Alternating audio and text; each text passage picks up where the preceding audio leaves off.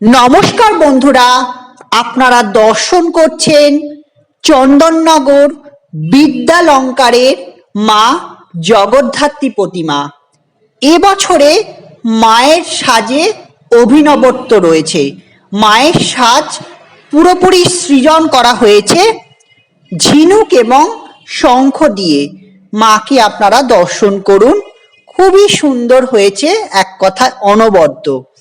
চলে এলাম পরবর্তী মণ্ডপে। এখন আমি রয়েছি বেশহাটা সার্বজনীনে।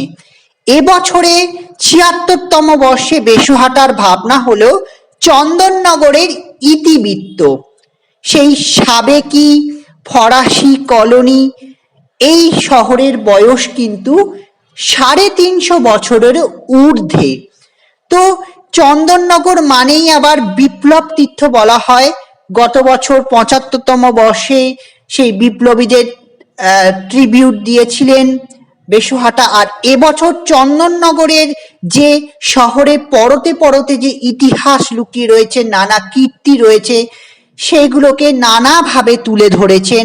পুরো শহরটার ইতিহাসটাকে তুলে ধরার চেষ্টা করেছেন। তার সঙ্গে সেই কীর্তি, বিখ্যাত জল ভরা সন্দেশ থেকে শুরু করে জোড়াঘাট, স্ট্যান্ড ঘাট যেটাকে বলা হয়, সেগুলোকে তুলে ধরেছেন। আর দেখতেই পাচ্ছেন এছাড়া যে সমস্ত বিপ্লবীদের নিদর্শন ছাপ রয়েছে, এছাড়া জনপদ কানাইলাল দত্ত থেকে শুরু করে রাসবিহারী বসু, অরবিন্দ ঘোষ প্রমুখ।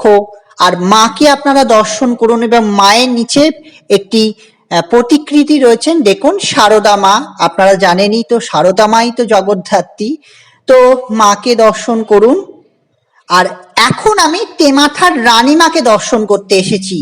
তাদের ভাবনা আবার এবারে চন্দননগরে সেই বিখ্যাত জোড়াঘাট যেটাকে বলা হয় স্ট্যান্ড ঘাট। তো দেখুন রানীমা, যেটা সবচেয়ে থেকে সর্বোচ্চ প্রতিমা চন্দননগরে।